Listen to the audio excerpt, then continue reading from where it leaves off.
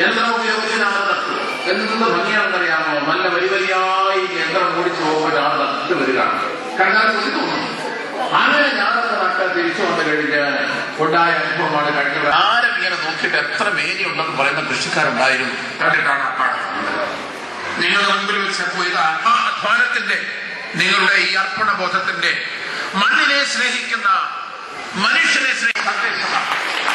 മണ്ണിനെ സ്നേഹിക്കാതെ, കൃഷിയെ സ്നേഹിക്കാതെ ഈ നാടിന്റെ വെളിച്ചമാകട്ടെ, വരുന്ന ഭാവിയിലെ ഒരു വലിയ ഉദാഹരണമായി മാതൃകയായി മാറട്ടെ എന്ന് ആശംസിക്കാൻ വേണ്ടിയാണ് ഞങ്ങൾ ജനപ്രതിനിധികൾ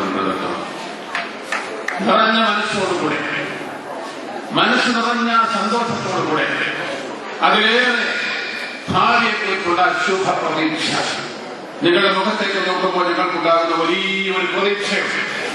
ആ പ്രതീക്ഷയോടുകൂടെ പ്രിയപ്പെട്ട വിദ്യാർത്ഥികളെ ഞങ്ങൾ അഭിവാദ്യം ചെയ്യുന്നു, അനുമോദിക്കുന്നു. ഹൃദയപൂർവ്വം നിങ്ങൾ ഓരോരുത്തരെയും നിങ്ങൾക്ക് അഭിനന്ദനങ്ങൾ പറയാൻ ഞാൻ അവസരം ഉപയോഗിക്കാം. നമ്മുടെ ലോകത്തിലെ ഏറ്റവും വലിയ ജനസംഖ്യയുള്ള രാജ്യമാണ് ഇന്ത്യ എന്ന് നമുക്കറിയാം. 120 കോടിയാണ് ഇന്ത്യയുടെ ജനസംഖ്യ. അതിന്റെ 60% ആളുകൾ കൃഷി ആശ്രയിച്ച് ജീവിക്കുന്നവരാണ്. എന്ന് വെച്ചാൽ 75 കോടി ആളുകൾ കൃഷി ആശ്രയിച്ച് ജീവിക്കുന്ന ഒരു രാജ്യമാണ് ഇന്ത്യ. ഇന്ത്യ അതിവേഗം വളരുന്നു എന്ന് നമ്മൾ പറയുമ്പോഴും ഒരു സത്യം അവശേഷിക്കുകയാണ്. അത് പല മേഖലകളും വളരുമ്പോഴും കൃഷിയുടെ മേഖല, കാർഷിക മേഖല വളരുന്നില്ല, അല്ലെങ്കിൽ വളരേണ്ടതുപോലെ വളരുന്നില്ല. കാർഷിക മേഖല വളരാതെ ഇന്ത്യ വളരില്ല.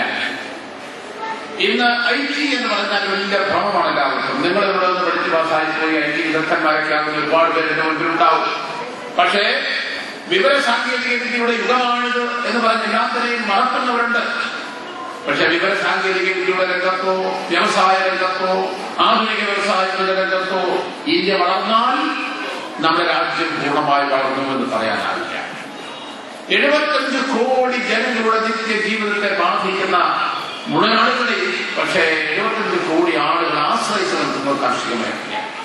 ആ കാർഷിക മേഖല വളരണം, കൃഷി വളരണം, കൃഷിയെ നമുക്ക് ഇഷ്ടപ്പെടണം, കൃഷി നിങ്ങളുടെ മനസ്സിന് പ്രിയപ്പെട്ടതാകണം. ചേറുള്ളിടത്ത്, ചെളികളിടത്ത്, പാടത്ത് ഇറങ്ങാൻ മടിക്കുന്ന ഒരു മാനസികാവസ്ഥയുമായി ഈ സ്കൂളിൽ നിന്ന് പുറത്തു പോയാൽ നമ്മുടെ രാജ്യത്തെ രക്ഷപ്പെട്ടില്ല. അതുകൊണ്ട്